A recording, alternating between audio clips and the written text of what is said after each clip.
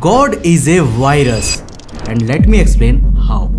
तो यूनिवर्स एक giant simulation है जहां फिजिक्स इसका सॉफ्टवेयर है और मैटर इसका हार्डवेयर। लेकिन शॉकिंग रियलिटी ये है ना कि यूनिवर्स के सिमुलेशन की रियल रियलिटी में हम ह्यूमंस या फिर किसी भी लाइफ फॉर्म को एग्जिस्ट ही नहीं करना चाहिए था। लेकिन फिर एक मिरेकल होता है और यूनिवर्स के इस ऑपरेटिंग सिस्टम में एक बग यानी कि एक वायरस फॉर्म होता है जिसने ना सिर्फ यूनिवर्स के लॉज को ब्रेक किया, साथ ही साथ इस सिमुलेशन में एक डिफरेंट रियलिटी को क्रिएट किया। एक ऐसी रियलिटी जिसमें आप और मैं और हमारा ये पूरा यूनिवर्स मौजूद है। पर सवाल आता है कि आखिर कैसे? तो आज के इस वीडियो में हम 20th सेंचुरी के दो famous book Blindsight and Echopraxia के famous concept god a virus पर बात करने वाले हैं। एंड आई प्रॉमिस कि ये वीडियो आपका यूनिवर्स को देखने का नजरिया ही बदल कर रख देगा। लेकिन इस वीडियो के स्टार्ट होने के पहले मैं आपको बता दूं कि ये वीडियो साइंस एंड एजुकेशन के लिए डेडिकेटेड है। इसका किसी भी रिलीजियस फेथ से कोई भी लेना देना नहीं है।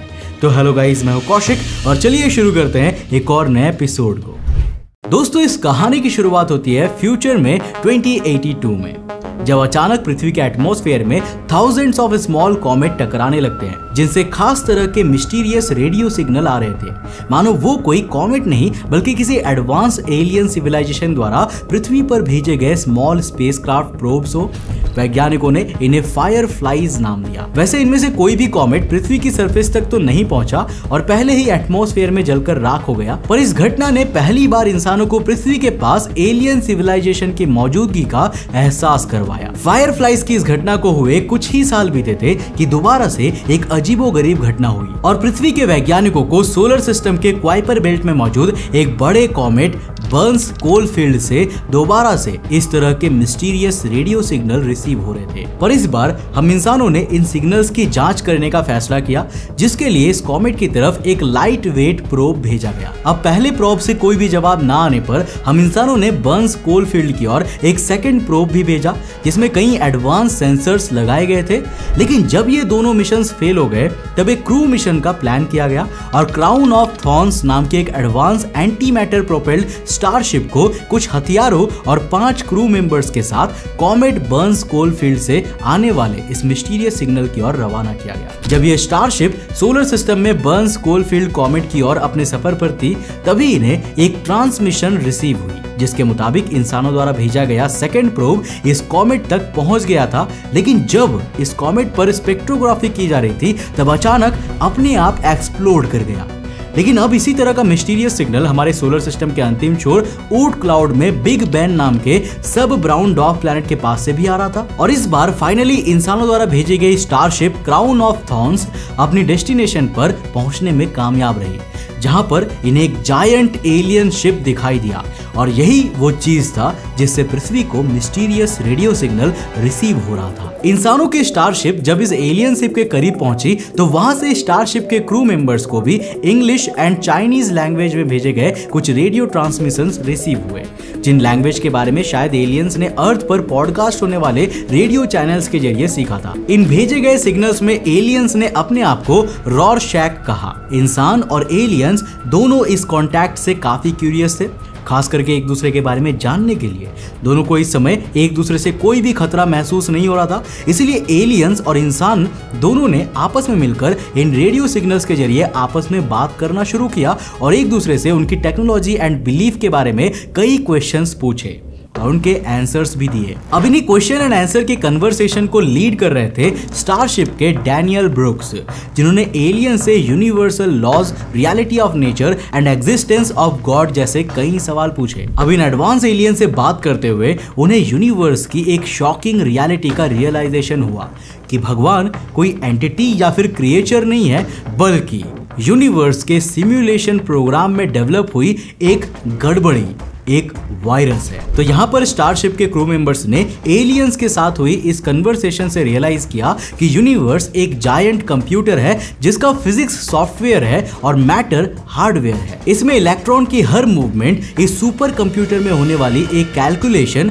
और नंबर्स केवल रियलिटी को डिस्क्राइब एंड मेजर ही नहीं करते, बल्कि नंबर्स ही इस जॉइंट यूनिवर्सल कंप्यूटर की रियलिटी है। साथ ही साथ इन्हें यहाँ ये भी जानने को मिला कि यूनिवर्स में होने वाला हर इवेंट एक प्रोग्राम प्रोग्राम का हिस्सा है और जिसे हम अपने और इस यूनिवर्स की आज की रियलिटी का क्रिएटर मानते हैं, यानी कि गॉड वो कोई चीज, एंटिटी या कोई केमिकल रिएक्शन नहीं है, बल्कि एक प्रोसेस है। इस यूनिवर्सल कंप्यूटेशन में होने वाला एक ऐसा प्रोसेस है जो फिजिक्स के अनब्रेकेबल लॉज को ब्रेक करता है एंड यूनिवर्स में ऐसे मिरेकल्स को जन्म देता है जो एक्चुअल में यूनिवर्स के फिजिक्स एंड मैथमेटिकल लॉज के बिल्कुल अगेंस्ट है। जैसे जी लिमिट से नीचे स्टार्स का फॉर्म होना, यूनिवर्स के अलग अलग हिस्सों में फिजिक्स रूल्स का बदल जाना, यूनिवर्स में किसी ऑब्जेक्ट का लाइट स्पीड को ब्रेक करना, ब्लैक होल जैसे ऑब्जेक्ट में फिजिक्स के लॉज को ब्रेक होना, पूरे यूनिवर्स में होने वाला कोई भी ऐसा इवेंट है जिसे हम फिजिक्स के लॉज को ब्रेक किए बिना एक्सप्लेन नहीं कर सकते। अब देखा गया है कि ये केवल हवाई बातें नहीं है,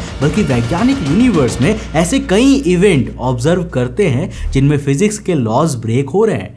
आपको इंटरनेट पर कई इंटरेस्टिंग पेपर्स मिल जाएंगे जो सजेस्ट करते हैं कि स्पीड ऑफ लाइट हमेशा कांस्टेंट नहीं रहती और यूनिवर्स के फिजिक्स के लॉज समय के साथ साथ इवॉल्व होते हैं। मानो यूनिवर्स का ऑपरेटिंग सिस्टम टाइम के साथ साथ अपनी कमियों को फिक्स करके और बेहतर हो रहा है। इन शॉर्ट, यूनिवर्स के इस ऑपरेटिंग सिस्टम को चलाने वाले लॉज ऑफ फिजिक्स को जो प्रोग्राम ब्रेक करता है ना, हम उसी को गॉड कह सकते हैं, जो कि असल में एक वायरस है जो यूनिवर्स की परफेक्ट फंक्शनिंग प्रोग्राम में बाधा उत्पन्न करके यूनिवर्स के लॉज को ब्रेक करके मिरेकल्स एंड डिफरेंट ऑब्जेक्ट्स की क्रिएशन करता है, जो कि एक परफेक्ट प्रोग्राम के मुताबिक पहले होना पॉसिबल था। पर क्या गॉड एज ए वायरस की ये थियोरी सही है और क्या ऐसा पॉसिबल है? वेल, इसका जवाब है मैट्रियोश्का ब्रेन।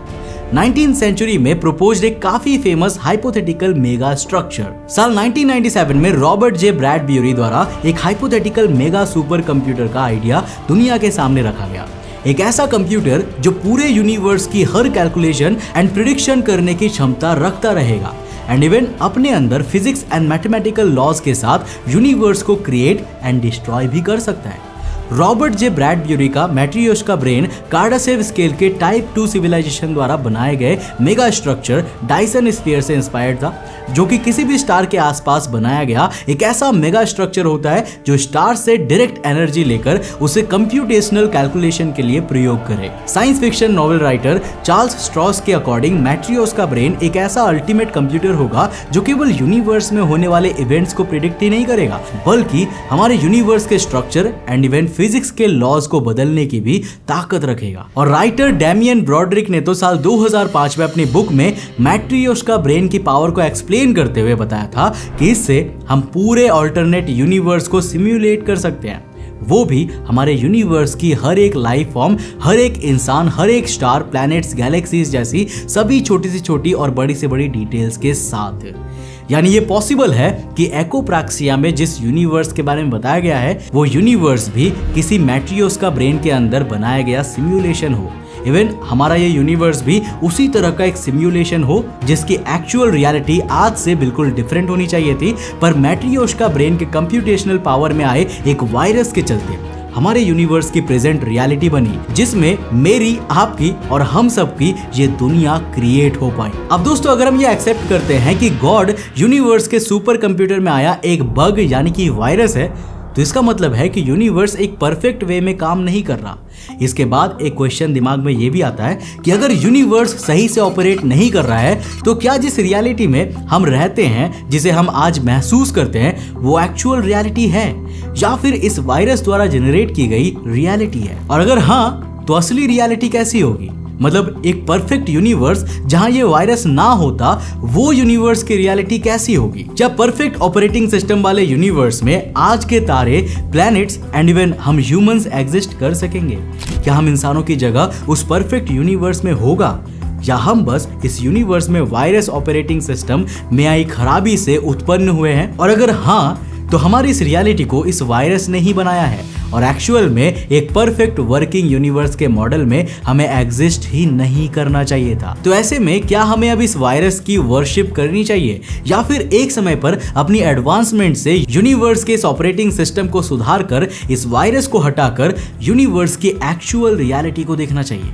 वैसे इस बग को भी फिक्स करने का केवल एक ही तरीका है, हम इंसानों को भी मैट्रियोश का ब्रेन बनाना होगा जो यूनिवर्स के फिजिक्स के लॉज को ब्रेक करने और उनमें चेंज करने की कैपेबिलिटी रखे। पर मेरे दोस्त, उसके लिए ना हमें पहले टाइप 2 सिविलाइजेशन बनना होगा, तभी हम यूनिवर्स के सुपर कंप्यूटर में आए इस वायरस को फिक्स कर पाएंगे। वैसे मैं आपसे जानना चाहूंगा कि आपको क्या लगता है, क्या सच में लाइफ यूनिवर्स के सिमुलेशन में किसी वायरस के कारण डेवलप हुई है और हमारा गॉड कोई एंटिटी नहीं बल्कि एक वायरस है? आप अपना जवाब नीचे कमेंट सेक्शन में लिखकर जरूर बताना। दोस्तों, मुझे उम्मीद है कि इस वीडियो से आपने काफी कुछ नया सीखा होगा और आपको इस यूनिवर्स को देखने का एक अलग नजरिया मिला होगा।